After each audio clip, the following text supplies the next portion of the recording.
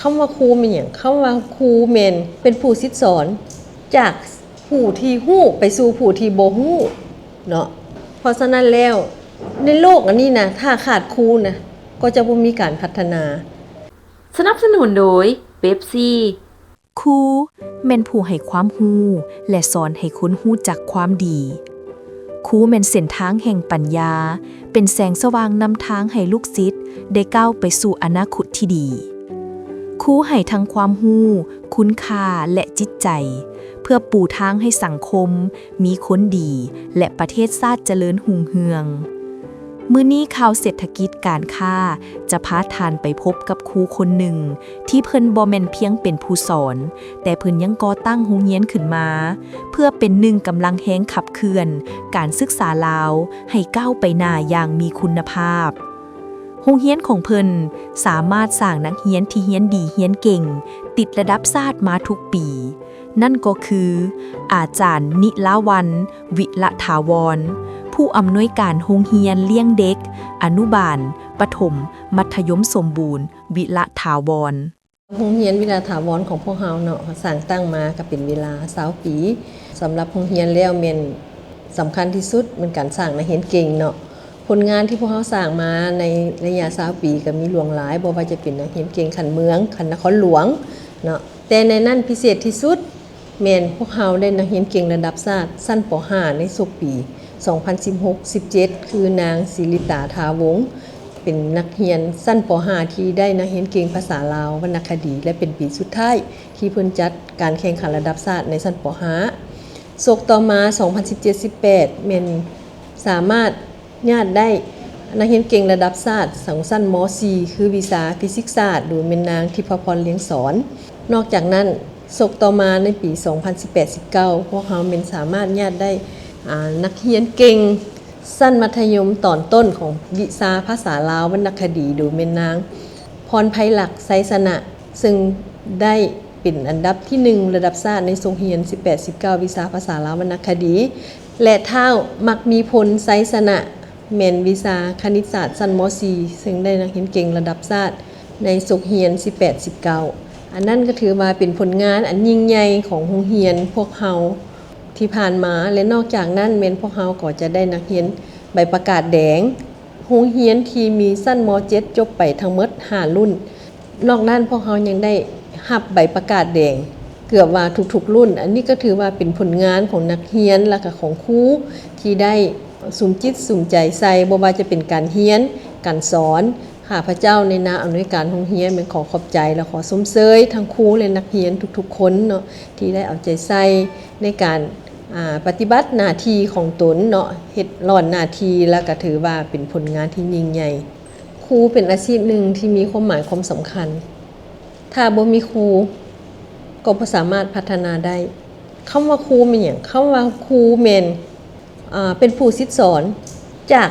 ผู้ที่ฮู้ไปสู่ผู้ที่บ่ฮู้เนาะเพราะฉะนั้นแล้วในโลกอันนี้นะถ้าขาดครูนะก็จะบ่มีการพัฒนาสำหรับอาชีพครูเป็นอาชีพที่ยิ่งใหญ่เนาะผู้ที่ฮักในอาชีพครูแท้ๆจึงค่อยเฮ็ดได้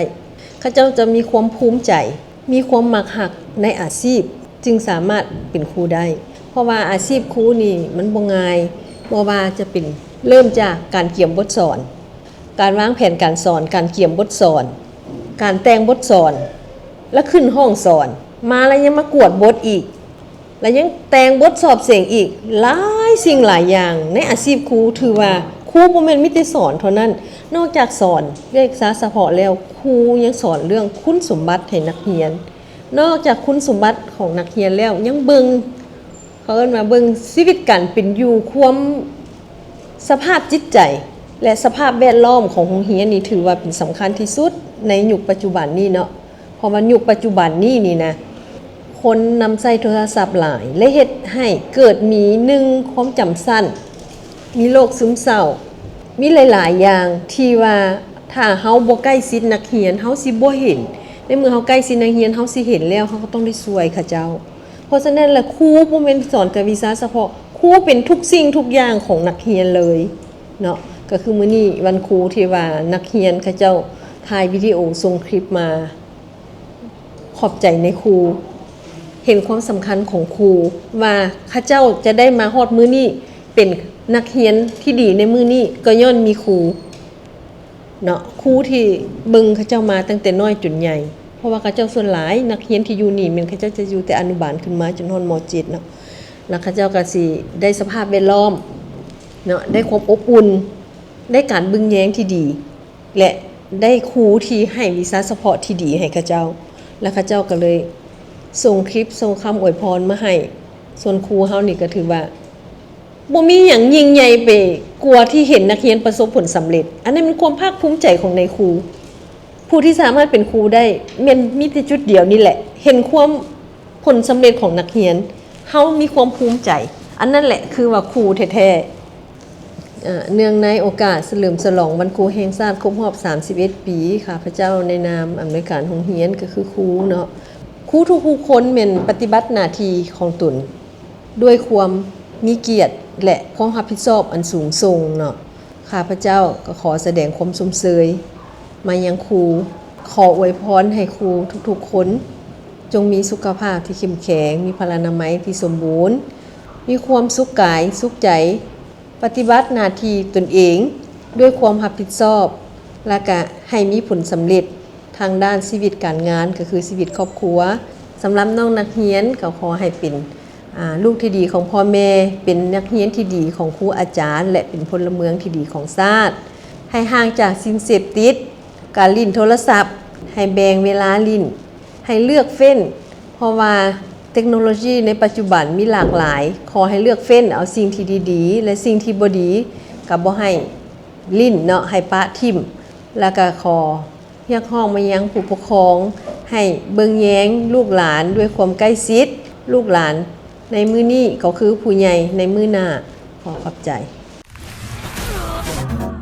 ในมือที่โซกบ่เข้าข้างหมีฟ้าเหลืองโซกอยู่ใกล้กูเที่ยวขีดเป๊ปซี่แจกแท้แจกจริงแจกเงินสดทุกมือพร้อมทั้งรถจักรโทรศัพท์และดื่มฟรี 200,000 รางวัลส่งรหัสกล้องฝามาที่ Facebook Messenger เป๊ปซี่ลาวรุ่นรับรางวัลทุกมือเริ่มแต่วันที่18 สิงหาจนฮอด15 พฤศจิกายน 2025 นี้เท่านั้น